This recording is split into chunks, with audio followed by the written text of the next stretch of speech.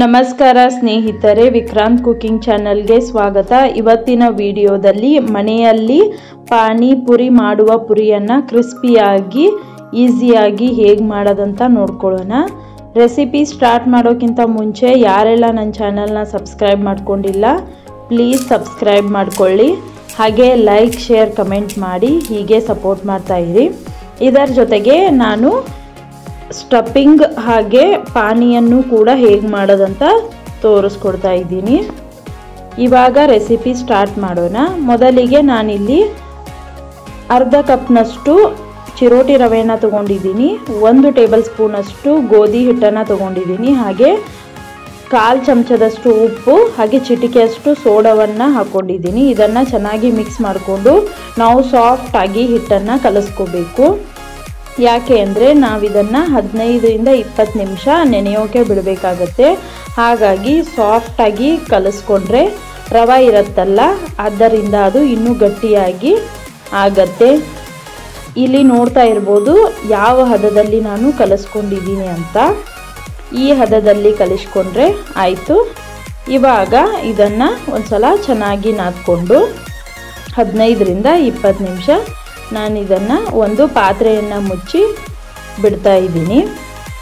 ಅಲ್ಲಿವರೆಗೂ ನಾವು ಪಾನಿಯನ್ನು ಈಸಿಯಾಗಿ ಹೇಗೆ ಮಾಡೋದಂತ ನೋಡ್ಕೊಳ್ಳೋಣ. ನಾನಿಲ್ಲಿ ಒಂದು ಮಿಕ್ಸಿ ಜಾರಿಗೆ ಕೊತ್ತಂಬರಿ ಸೊಪ್ಪು ಹಾಗೆ ಪುದೀನ ಸೊಪ್ಪು, ನಂತರ ಅಲ್ಲ ಹಾಗೆ 1 ಹಸಿ ಮೆಣಸಿನಕಾಯಿನ ತಗೊಂಡಿದ್ದೀನಿ, ರುಚಿಗೆ ತಕ್ಕಷ್ಟು ಉಪ್ಪು ಹಾಗೆ ಅರ್ಧ ಟೀ ಸ್ಪೂನಷ್ಟು ಜೀರಿಗೆಯನ್ನು ಹಾಕಿ ಚೆನ್ನಾಗಿ ಮಿಕ್ಸರ್ ಮಾಡ್ಕೊಂಡಿದ್ದೀನಿ. ಸ್ವಲ್ಪ ನೀರು ಹಾಕಿನೇ ಚೆನ್ನಾಗಿ ಮಿಕ್ಸರ್ ಮಾಡಿಕೊಂಡು ಇವಾಗ ಇದನ್ನು ಸೋಸ್ಕೊಳ್ತಾ ಇದ್ದೀನಿ.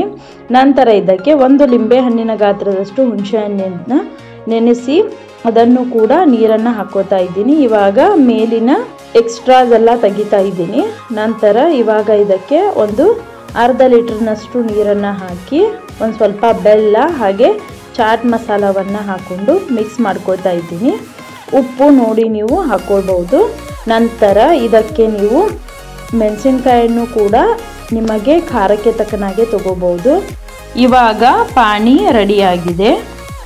ಇಲ್ಲಿ 2 ಆಲೂಗಡ್ಡೆನ ಬೇಯಿಸಿ ತಗೊಂಡಿದ್ದೀನಿ. ಅದಕ್ಕೆ ಚಾಟ್ ಮಸಾಲ ಹಾಗೆ ಅಚ್ಚ ಖಾರದ ಪುಡಿ, ಒಂದು ಸ್ವಲ್ಪ ಕಟ್ ಮಾಡಿಟ್ಟಿರೋ ಈರುಳ್ಳಿ ಹಾಗೆ ಕೊತ್ತಂಬರಿ ಸೊಪ್ಪನ್ನು ಹಾಕಿ ಚೆನ್ನಾಗಿ ಮಿಕ್ಸ್ ಮಾಡ್ಕೊಳ್ತಾ ಇದ್ದೀನಿ. ಇದು ಸ್ಟಫಿಂಗ್ ರೆಡಿ ಆಯಿತು. ಇವಾಗ ಇಲ್ಲಿ ಹಿಟ್ಟು ಕೂಡ ಚೆನ್ನಾಗಿ ನೆಂದಿದೆ. ನೋಡ್ತಾ ಇರ್ಬೋದು ನೀವು, ಒಂದು ಸ್ವಲ್ಪ ಅದು ಮೊದಲಿನಕ್ಕಿಂತ ಗಟ್ಟಿಯಾಗಿದೆ. ಇಷ್ಟೇ ಇದ್ದರೆ ಸಾಕು, ತುಂಬ ಗಟ್ಟಿ ಮಾಡೋದು ಬೇಡ. ನಾವು ಚಪಾತಿ ಹಿಟ್ಟನ್ನು ಲಟ್ಟಿಸ್ತೀವಲ್ಲ ಆ ಹದಕ್ಕೆ ಇದ್ದರೆ ಸಾಕು. ಅದು ತೆಳ್ಳಗೆ ಇದ್ರೇನು ನಡೆಯುತ್ತೆ. ಮೊದಲು ಇದನ್ನು ಚೆನ್ನಾಗಿ ನಾದ್ಕೋಬೇಕು. ನಂತರ ನಾನಿಲ್ಲಿ ಒಂದು ಸ್ವಲ್ಪ ಕೆಳಗಡೆನೇ ಎಣ್ಣೆಯನ್ನು ಹಾಕಿ ಅದನ್ನು ಲಟ್ಟಿಸ್ಕೊಳ್ತಾ ಇದ್ದೀನಿ. ನಿಮಗೆ ಎಷ್ಟು ಸಾಧ್ಯನೋ ಅಷ್ಟು ತೆಳ್ಳದಾಗಿ ನೀವು ಲಟ್ಟಿಸ್ಕೋಬಹುದು.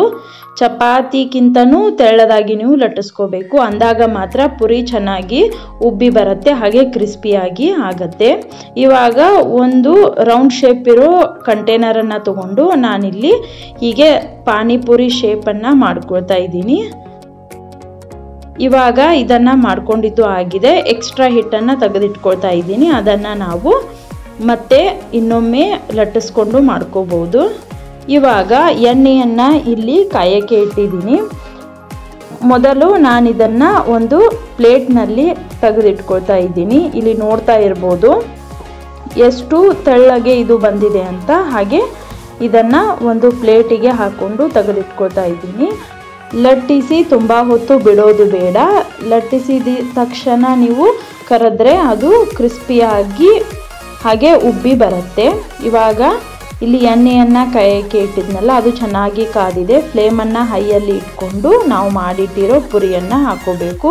ನೋಡ್ತಾ ಇರ್ಬೋದು ನೀವು, ಅವು ತಾನಾಗೇ ಉಬ್ತಾ ಇದೆ.